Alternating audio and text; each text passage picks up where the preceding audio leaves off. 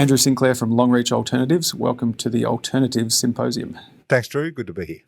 Can you provide some insight into Longreach Alternatives, the strategies you offer and what you do? Yeah, so Longreach Alternatives was founded in 2016.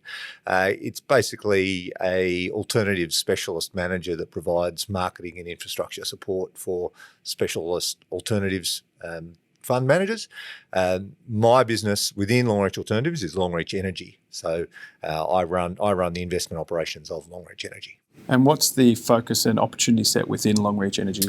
So Longreach Energy focuses on US, predominantly gas, so a little bit of oil, but predominantly US gas. So the US is the largest natural gas producer in the world.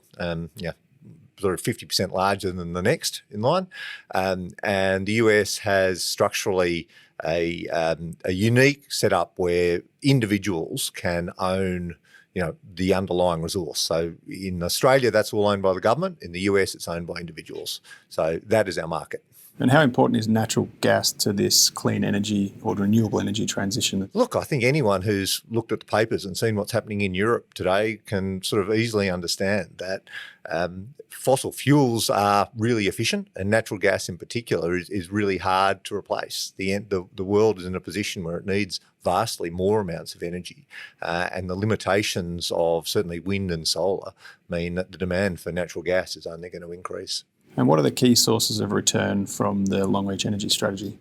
Look, we are cash flow investors, so all we care about is cash in, cash out. So we make our money from the production and sale of natural gas molecules. So the drivers of return are the margin we can get. So just because gas prices go up doesn't mean we're necessarily making more money, because it's the difference between revenue and costs, but also crucially volumes. So the technical evaluation of what is in the ground and what is the potential to get returns from that is fundamental.